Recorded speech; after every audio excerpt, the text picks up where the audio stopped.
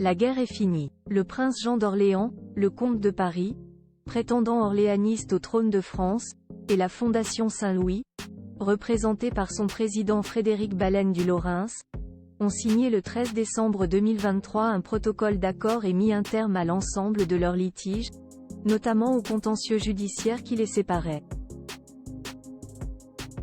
Publicité annonçant cette nouvelle ce jeudi 18 janvier 2024, par un communiqué commun, les deux parties indiquent se réjouir d'unir leurs forces pour travailler à la réalisation des objectifs fixés à la Fondation par son fondateur Henri d'Orléans, 1908 à 1999, et pour promouvoir l'histoire de France au travers, notamment, de celle de la dynastie capétienne.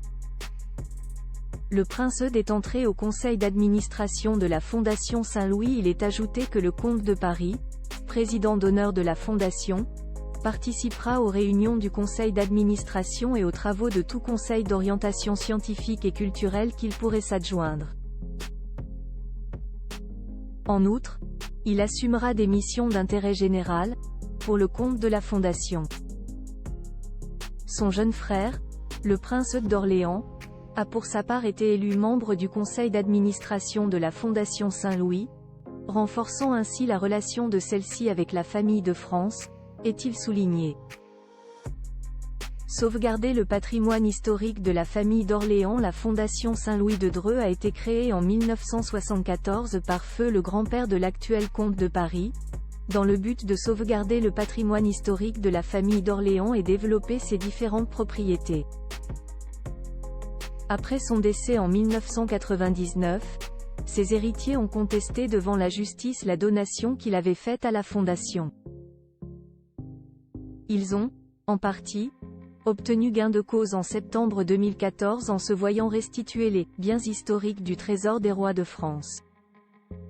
Un an plus tard, ils vendaient aux enchères chez Sotheby's quelques 200 tableaux, meubles et souvenirs historiques, pour un montant de 6,2 millions d'euros, auxquels s'ajoutaient 6 autres millions pour des toiles de maître préemptées par l'État.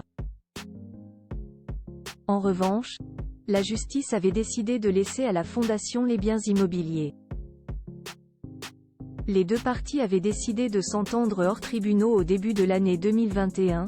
Le comte de Paris avait assigné la Fondation Saint-Louis de Dreux et ses dirigeants devant la chambre civile du tribunal judiciaire de Paris.